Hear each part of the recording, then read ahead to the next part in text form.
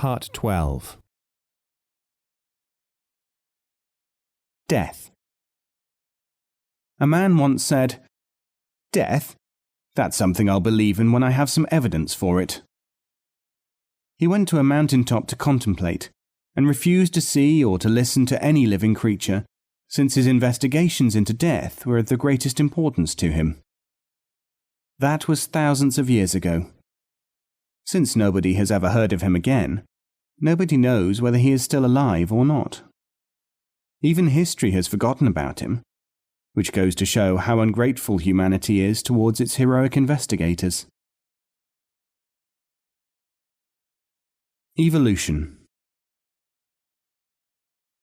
In a certain forest, the monkeys used to throw sticks to make fruit fall from the trees. But just as they had at one time acquired this art, they were quite able to develop beyond this stage. One morning, a certain monkey saw that a spider had spun a web, and could get to his food by scurrying across it. "That is an advanced way of doing things," said the primate to himself. So he asked the spider how to do it. When there was no reply, he killed the insect with an impatient blow. Then he described the idea to his companions. They spent an enormously long time trying out various webs fashioned from creepers, of bark, even of saliva. Schools of thought and chattering institutes of study based on the feasibility of this technique grew up. But then a whole afternoon had almost worn to an end, and the monkeys were hungry again. It would soon be dark. One by one they wandered off in search of suitable sticks to throw up at the laden trees. Grit. "What you are pleased to call a mere piece of grit," said the oyster, "is in reality nothing nearly so simple. It is a socio-psychological problem of ever-shifting emphasis and real relevance to contemporary circumstances. To speak of it in terms of a process is to try and mock the entire intellectual and academic heritage of oysterdom. No oyster could have any patience with you." Worried. A mosquito was buzzing around the ear of a tiger. The tiger, from time to time, shook his head or raised a paw towards his ear. Another insect flying past watched for a moment. Then he said to the mosquito, "You will never survive if you go near enough to taste any of the tiger's blood." "I do not intend to try," said the mosquito, "but I have made him worried, have I not?" Truth. From time to time, ponder whether you are unconsciously saying, "Truth is what I happen to be thinking at this moment." Common knowledge.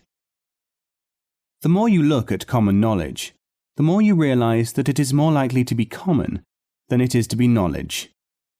No real knowledge is common. Two religions. I asked a venerable authority, "What would you call these beliefs? Man was born to suffer, for he has to suffer to be born again." He said, "This is Christianity without a doubt."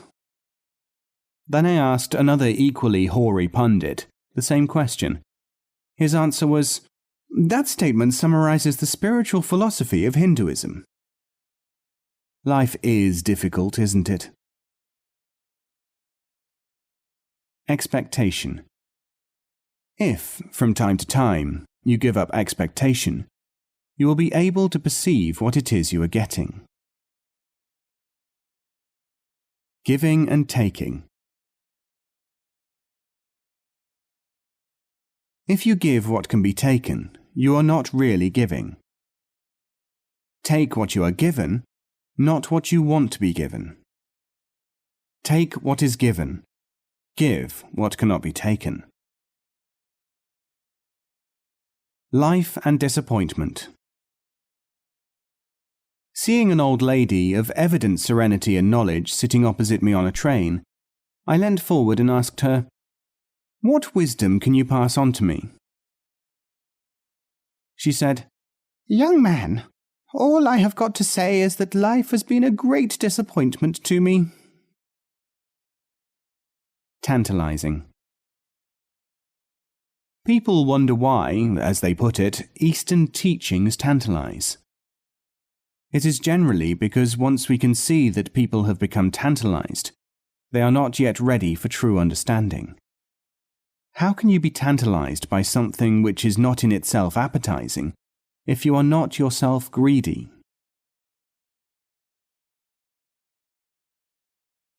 What did you learn? Please, not again what you studied, how long you spent at it, how many books you wrote, what people thought of you, but what did you learn? Rights. A man jealous of his own rights often manifests this covertly working for himself by fighting for the rights of others. The weakness of such a situation is that people have still not realized that rights based on any jealousy are not worth having. People and ideas. The devil said to the scholar, "Why do you not make yourself master of an entire field of learning, so that people can be guided by you out of total ignorance into comparative knowledge?" The scholar said, "I like the idea, but not the person who suggested it."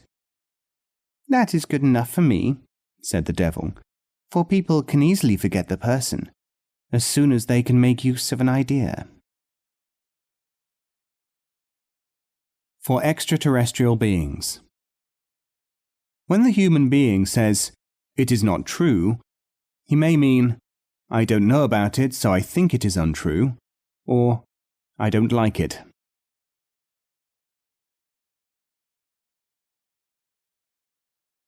Decisions. People who cannot make decisions are in that state because they have made a decision not to make decisions. They are indecisive because they have been too decisive in the first place. The consequence of precipitate decisiveness must be inactivated if the condition of uncertainty is to be overcome.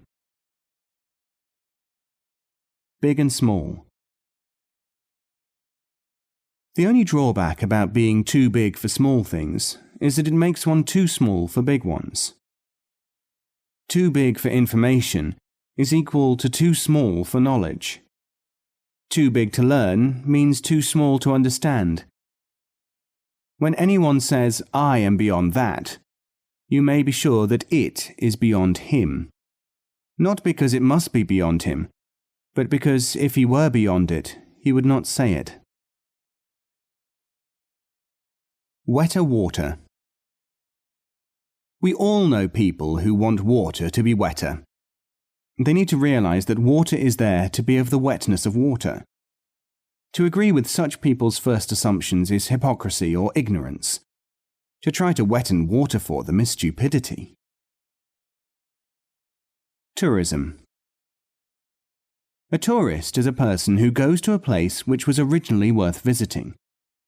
He is undoubtedly endowed with supernatural powers because after sufficient exposure to the tourist, the inhabitants start to hate the place. Toys. People used to play with toys. Now the toys play with them.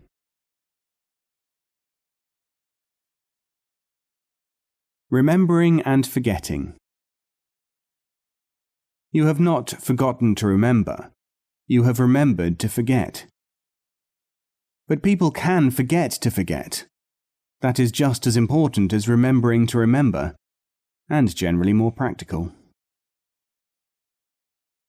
Advanced. What is sometimes thought to be clever is, significantly often, merely an advanced form of foolishness. Shrinkage. Water shrinks wool. Urgency shrinks time. Shrinkage may be an advantage or the reverse, according to expectation. Against God. How curious that people should be more interested in the charge that I am against God than in the question whether God is against me. The Emperor's new clothes. It is not always a question of the emperor having no clothes on. Sometimes it is that an emperor at all? Digestion. Instead of giving one a religious tract, people interested in that kind of thing ought to make sure first that the recipient has a digestive tract, to be able to absorb the real content of spiritual materials. Versatile thought.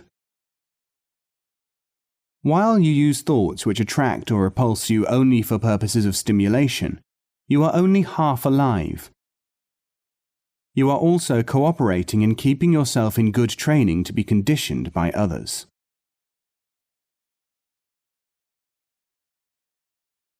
What do you think I am?